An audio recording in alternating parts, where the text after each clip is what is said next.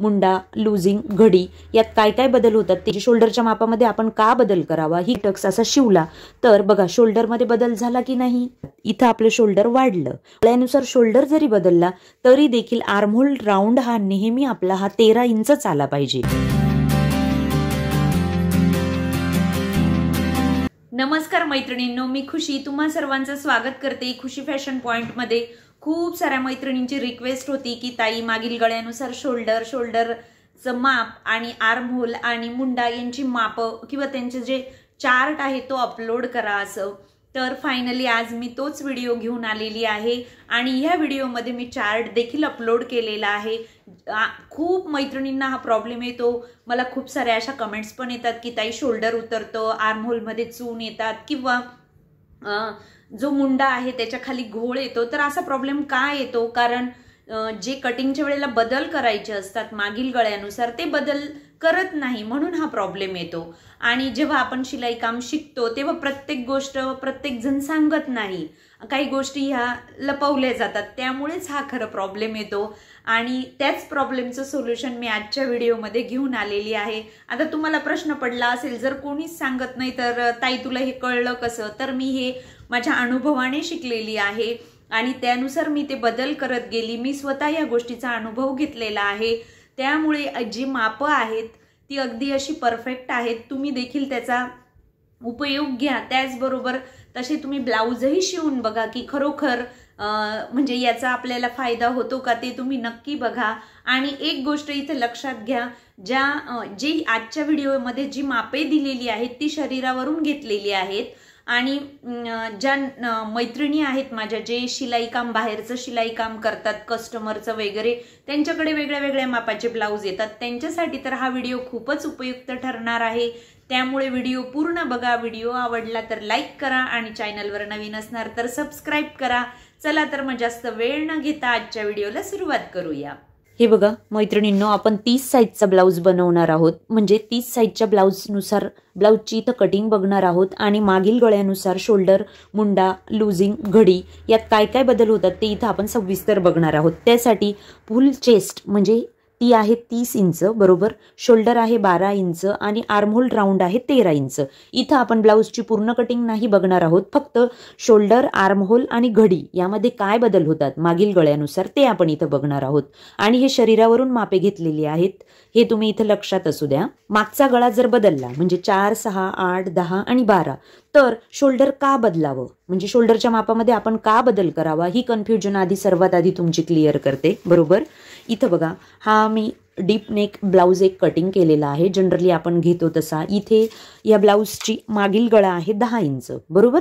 बाकी कोणत्याच गोष्टीवर तुम्ही फोकस करू नका, फक्त इकडं गळ्याकडेच बघा, कारण गळा, शोल्डर, लुजिंग यावरच आपण कसे बदल होतात ते इथं बघणार आहोत बरोबर. हा डीप नेक ब्लाऊज आहे. जेव्हा हा मागचा टक्स घेतो आपण, हा मी टक्स असा शिवला तर बघा शोल्डरमध्ये बदल झाला की नाही. इथं तुम्हाला बदल दिसतो आहे शोल्डरमध्ये. हे बघा इथं आपलं शोल्डर वाढलं, म्हणून मागील गळ्यामध्ये जर बदल झाला तर शोल्डरमध्ये बदल होतो, हे मला इथं तुम्हाला सांगायचं आहे. बाकी डीप नेकमध्ये कसा शोल्डरमध्ये बदल होता ते मी इथं तुम्हाला दाखवलं आहे. त्याचबरोबर हा बंद गळ्याचा किंवा हा 4 इंच घेतलेला आहे इथं गळा बघा, इथं 4 इंचाचा गळा आहे.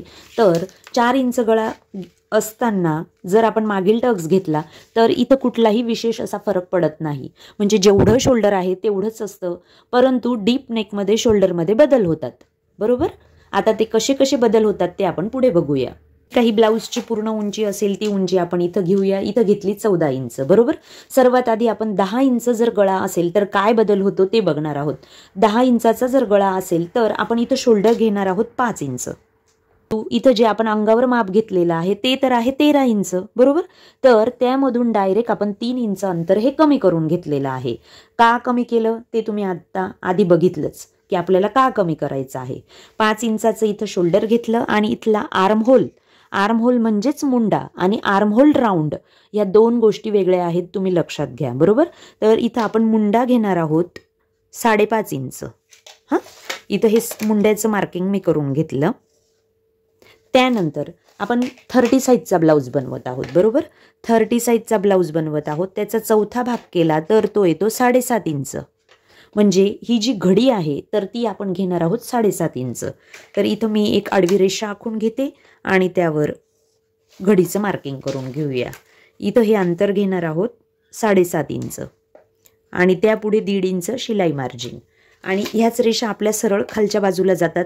इथं कंबरेमध्ये ही काहीच म्हणजे जे कंबर असेल त्याचा चौथा भाग करायचा आणि ते ड्रॉ करून घ्यायचं. बरोबर, हे झालं. आता हे जे एक्स्ट्रा आहे हे कट करून घेऊया हवं तर, म्हणजे तुमचं पटकन लक्षात येईल. गळ्याचं मार्किंग करून घेऊया. त्याआधी गळा रुंदी घेतलेली आहे 2 इंच आणि गळा इथं घेणार आहोत आपण 10 इंचाचा आणि खालच्या बाजूला आपण 2.5 इंच अंतर घ्यायचं आहे हे असं.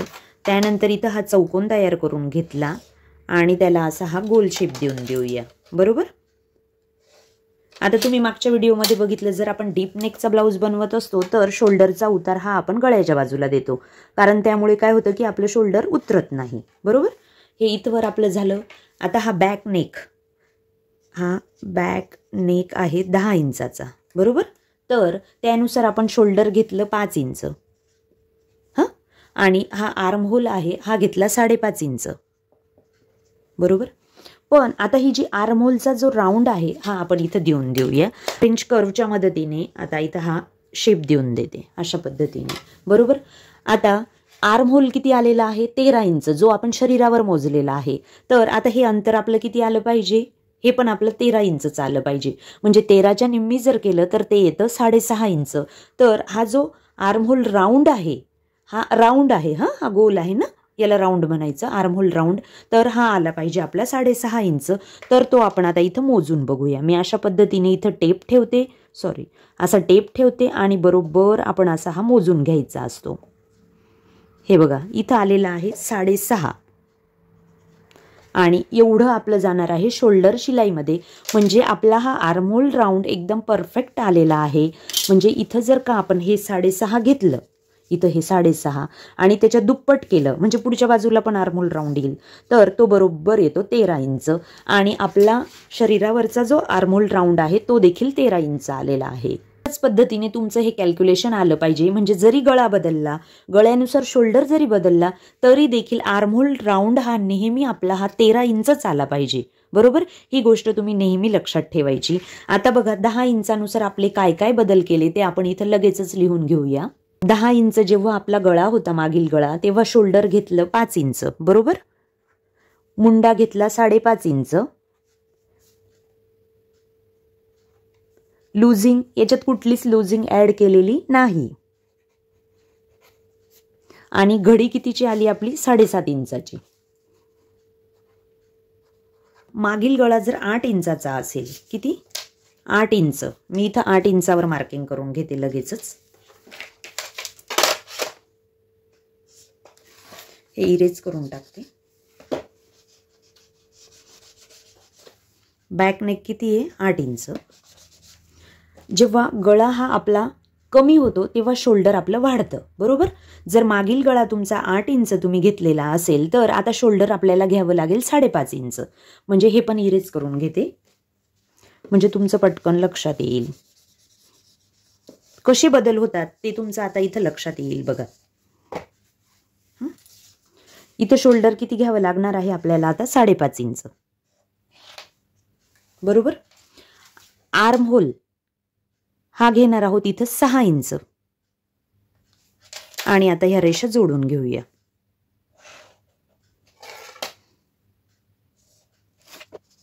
आर्म होलचा हा शेप देऊन देऊया. French curve. मागील गळा 8 आहे तर आता आपण शोल्डर किती घेतलं 5.5.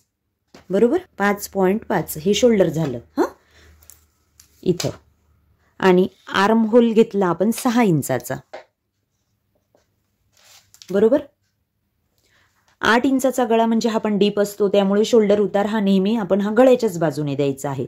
आता एक गोष्ट इथे लक्षात घ्या, आपण शोल्डरमध्ये बदल केला, आर्म होलमध्ये बदल केला, परंतु आर्म होल जो राऊंड आहे तो आपला आला पाहिजे बरोबर 13 इंच आला पाहिजे.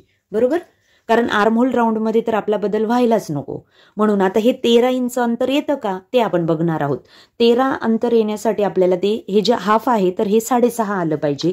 तर मी आता इथं टेप घेते आणि टेपच्या साह्याने मोजून घेते. आणि अजून एक गोष्ट लक्षात घ्या, मला एक कमेंट्स आलेली होती की आर्महोल राऊंड हा शरीरावर वाढवायचा असतो का? तो बिलकुल वाढवायचा नसतो, कारण माप घेताना ते आपण व्यवस्थित घेतलेलं असतं. फक्त आर्महोल राऊंड हा 13 पेक्षा कमी नको, म्हणजे 12.5ही नको किंवा 12.5 सुद्धा नको. हवं तर हा 13च्या ऐवजी 13.5 आला तरीही चालेल. म्हणून आर्महोल राऊंड हा 13 किंवा 13.5 आला तरी पण अगदी व्यवस्थित परफेक्ट असा बसत असतो. चला तर मग आपण इथं हा आर्महोल राऊंड इथं चेक करून घेऊया. अशा पद्धतीने मी इथं टेप ठेवते आणि तो आपण चेक करूया. हे बघा, इथं आपला आर्महोल राऊंड आलेला आहे 6.5 इंच. हे 6.5 इंच आलेला आहे, परंतु थोडंसं वरती इथं आपलं एवढं शिलाईत जाणार आहे. म्हणजे इतकासा आर्महोल आपला थोडासा एक्स्ट्रा आलेला आहे. एवढा आला, 1/2 इंच इतपत जास्त आला तर आपल्याला चालतो, परंतु तो कमी यायला नको. हे बघा, 6.5ला फक्त एक रेषा जास्त आलेली आहे. म्हणजे याच्या दुप्पट जर केलं आपण तर ते येतं 13.25. म्हणजे 13च्या ऐवजी हा आर्महोल राऊंड आपला 13च्या ऐवजी 13.25 आला तरीही चालेल, परंतु तो 12, 12.5 किंवा 12.13 सुद्धा नको. आता तुमचं लक्षात आलं असेल की मागील गळ्यामध्ये बदल केला, शोल्डरमध्ये बदल केला, आर्महोलमध्ये बदल केला, परंतु आर्महोल राऊंड मात्र तोच आहे. आपण लगेचच ही मापेही लिहून घेऊया. हे बघा, 8 इंच गळा असताना आपण शोल्डर किती घेतलं? 5.5 इंच, बरोबर. मुंडा किती घेतला? 6 इंच. लुझिंग इथं कुठलीही आपण लुझिंग ॲड केलेली नाही. जेवढी घडी होती 7.5 इंचाची तीच घेतलेली आहे.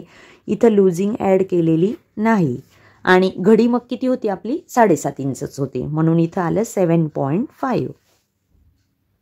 आता बघा, मागील गळा आपण घेणार आहोत 6 इंच. तर त्यानुसार काय बदल करायचे ते मी इथं तुम्हाला सांगते.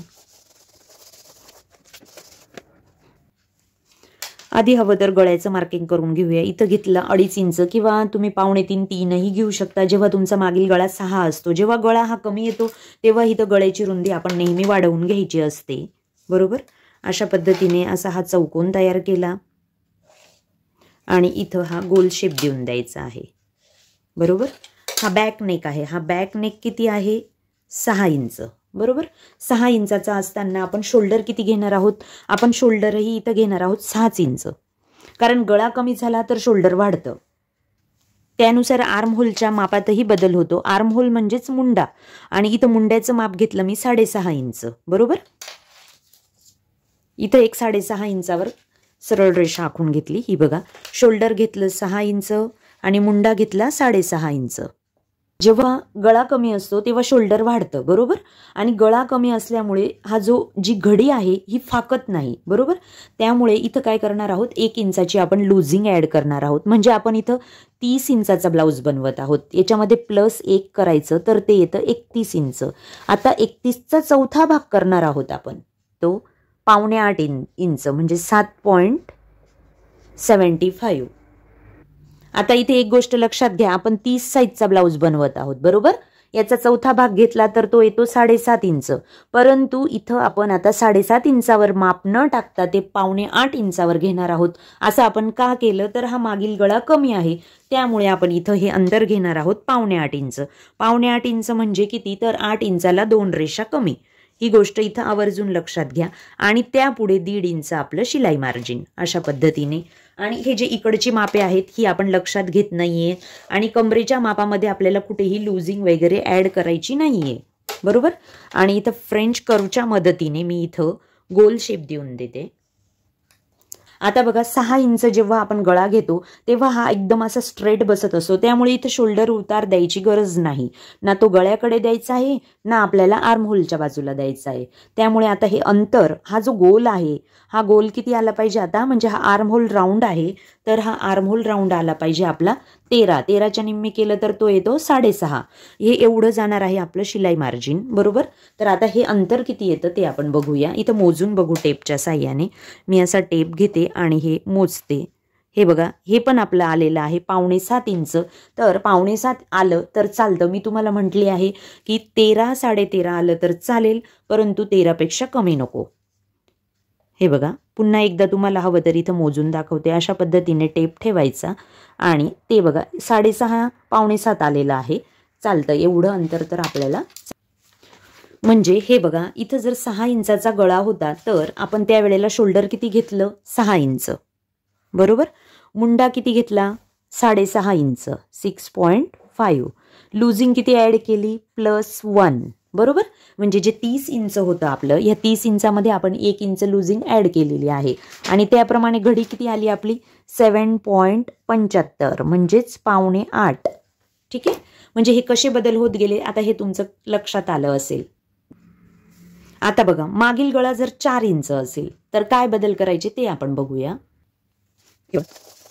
इथं गळा रुंदी आपण वाढवून घेतली तरीही चालेल, 3 इंच घेतली आणि मागचा गळा घेतलेला आहे इथं 4 इंच, बरोबर.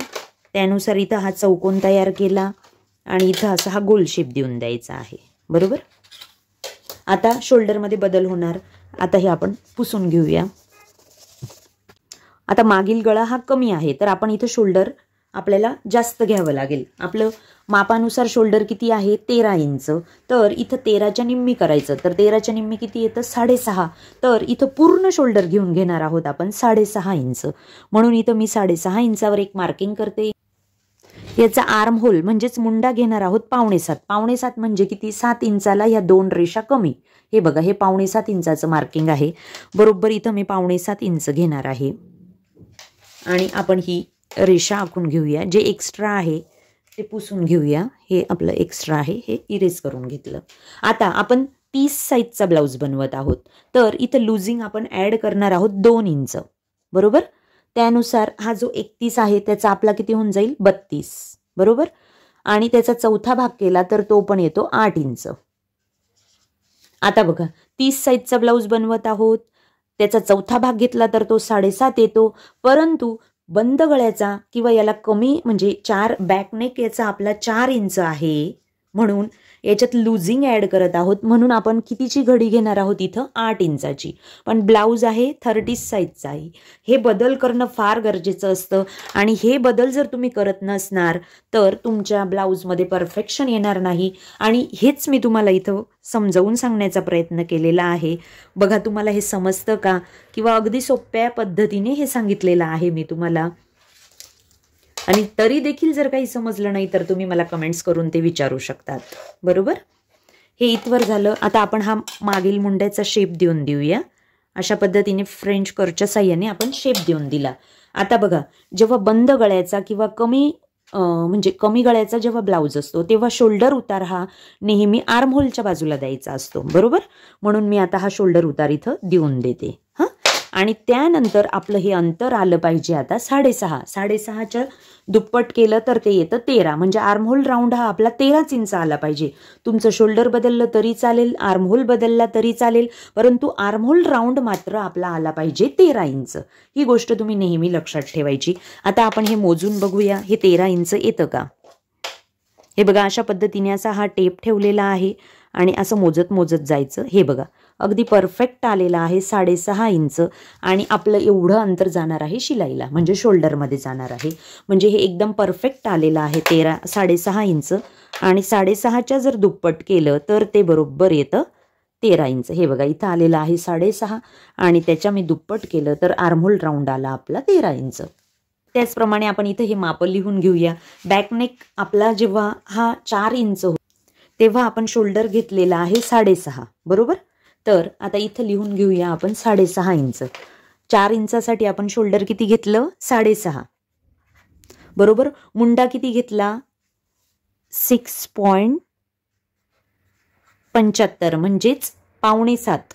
इथं लुझिंग ॲड केलेलं आहे आपण. लुझिंग किती ॲड केलं होतं, 2 इंच. आणि त्याप्रमाणे आपली घडी किती तयार झाली, हे बघा इथं माप आहे. हे लुझिंग 2 इंच ॲड केलं, त्याप्रमाणे घडी आली आपली 8 इंचाची.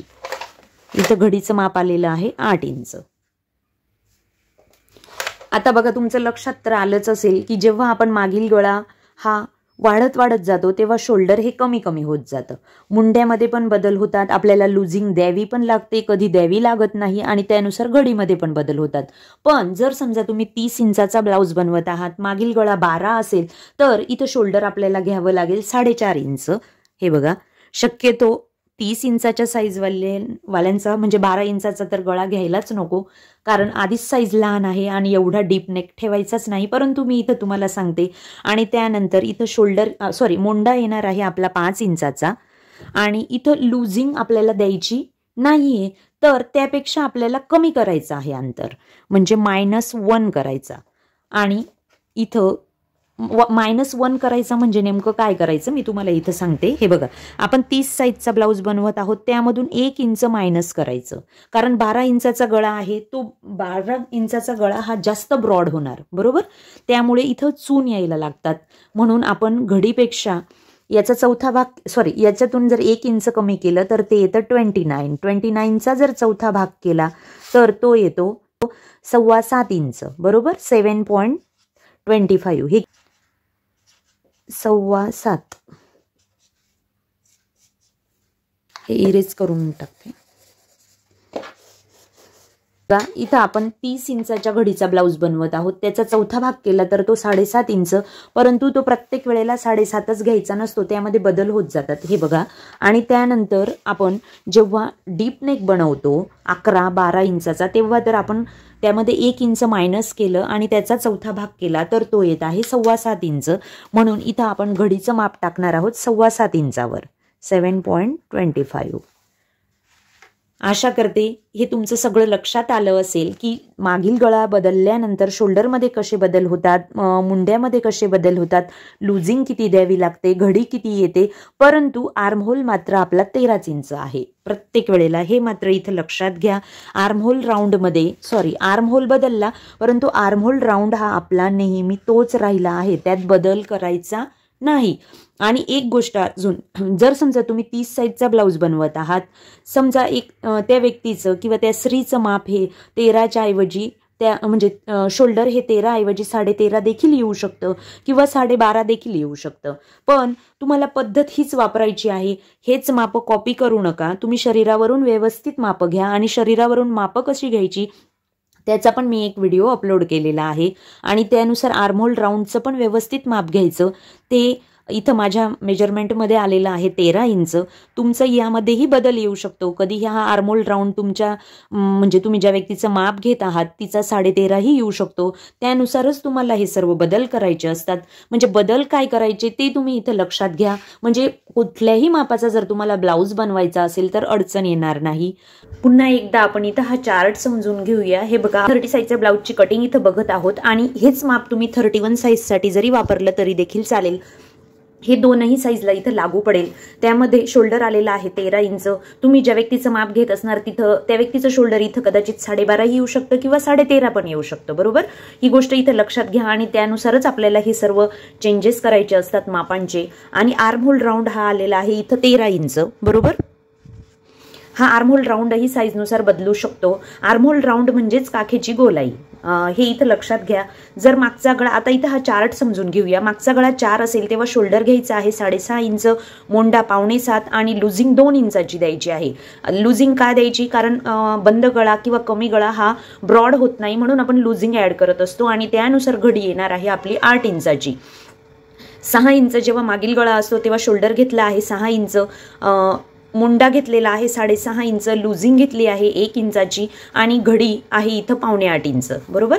8 इंचाचा जेव्हा गळा असतो तेव्हा शोल्डर आहे 5.5 इंच, मुंडा आहे 6 इंच. इथं कुठलीही लुझिंग दिलेली नाही, कारण 8 इंचाचा गळा म्हणजे हा सुद्धा डीप नेकच असतो. त्यामुळे 8 इंचामध्ये आपण लुझिंग ऍड केलेली नाहीये आणि घडीमध्येही कुठलाही बदल झालेला नाहीये, त्याच्यामुळे ती 7.5 इंचच असणार आहे. मागील गळा जेव्हा 10 इंच असतो तेव्हा शोल्डर 5 इंच घेतलेला आहे, मुंडा घेतला 5.5, इथं सुद्धा लुझिंग ऍड केलेली नाहीये आणि घडी देखील तेवढीच 7.5 इंच आलेली आहे. परंतु जेव्हा जास्त डीपनेक असतो, जास्त डीपनेक म्हणजे किती, 10च्या पुढे 11 किंवा 12 इंच, तेव्हा आपण 30 साईजसाठी शोल्डर घेणार आहोत 4.5 इंच, मुंडा घेणार आहोत 5 इंच. बघा, जास्त मोठा गळा असल्यामुळे चेस्ट साईज मधून 1 इंच कमी करायचं आणि मग जो चौथा भाग येतो तेवढी आपल्याला घडी घ्यायची आहे. ती इथं येत आहे 7.25 इंच. हवं तर तुम्ही अशा पद्धतीने हा आपला पूर्णपणे चार्ट मी अपलोड करून दिलेला आहे तुम्हाला. तुम्ही याचा स्क्रीनशॉट घेऊन ठेवा, नाहीतर एखाद्या वहीत असं लिहून ठेवलं तरी देखील चालेल.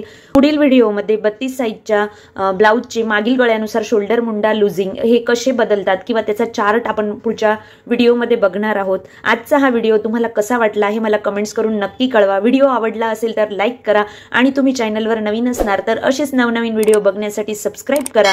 पुन्हा भेटू अशाच एका नवीन व्हिडिओ सोबत. तोपर्यंत धन्यवाद.